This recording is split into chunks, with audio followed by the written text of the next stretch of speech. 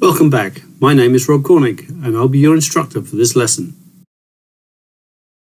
Periodic maintenance is an important part of ownership. Periodic maintenance requirements ensure that a system functions properly throughout its intended design life. Periodic maintenance should be performed according to the recommended schedule and procedures, but can also be performed at any time if there is reason for concern. Periodic maintenance can help catch small problems before they become big problems. A log should be maintained to record all periodic maintenance activities. The Mission Specialist ROV is built using modular components. This helps reduce the periodic maintenance requirements because each subcomponent can be thought of as a black box and there is no need to open these modules. The system should be inspected before and after every dive. Look for loose or missing parts, damage, wear and corrosion. Check thruster telltales to confirm the correct amount of oil is present in the housing. Check the propellers for fouling or damaged blades. Test the electrical safety circuits in the operator control console. The ROV should be thoroughly cleaned after every dive. Start with a freshwater rinse and continue with a 30-minute soak in fresh water. Apply extra cleaning and mitigation measures on areas where corrosion is noted. Allow the system to dry before storing in the cases. Several components should be inspected more closely for signs of wear. These include connectors, which are rated for a specific number of mating cycles. Usually the number of cycles is extremely large relative to the number of times they will be connected and disconnected for most ROV work. However, connectors are subject to a lot of physical stress and corrosive environments. Propeller blades can chip or break. Thruster seals wear and oil depletes over time. Abrasion can erode the surface of the float block. Manipulator jaws and the drive belt can wear. And the camera dome can become scratched, obscuring the image.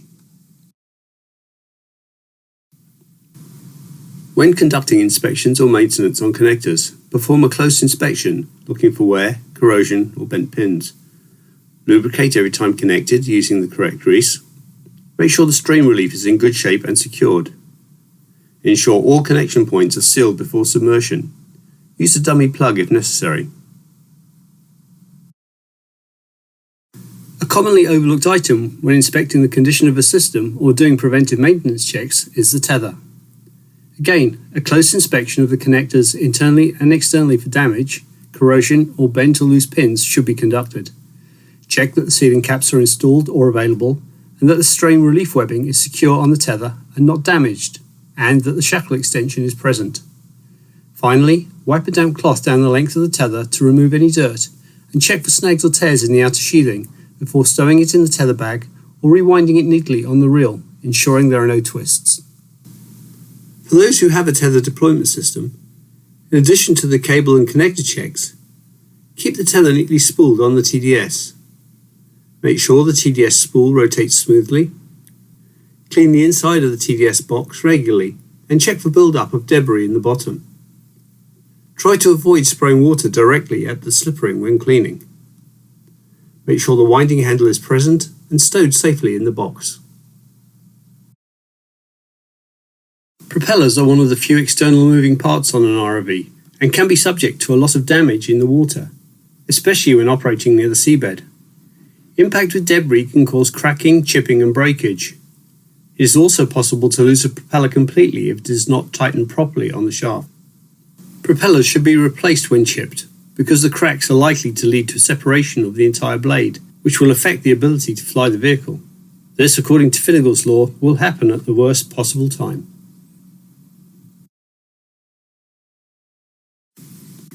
To replace a propeller, you'll need a 7/16" nut driver and propeller replacement tool.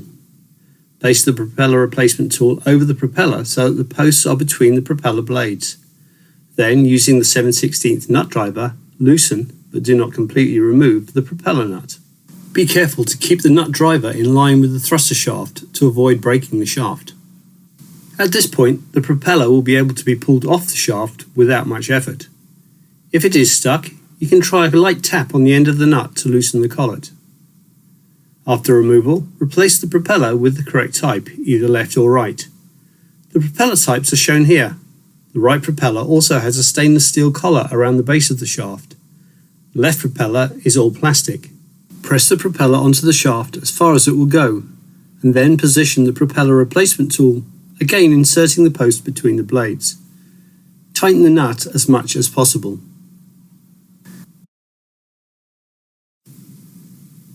Thruster wear includes loss of oil or impact or abrasion damage to the housing or the thruster nozzle or guard.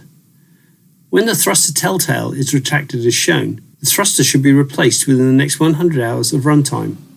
If the nozzle is damaged, it can be replaced separately from the thruster. Remove the cone-shaped nut where it connects to the thruster. The propeller replacement tool has two posts in the handle that can be used like a spanner wrench to remove the cone.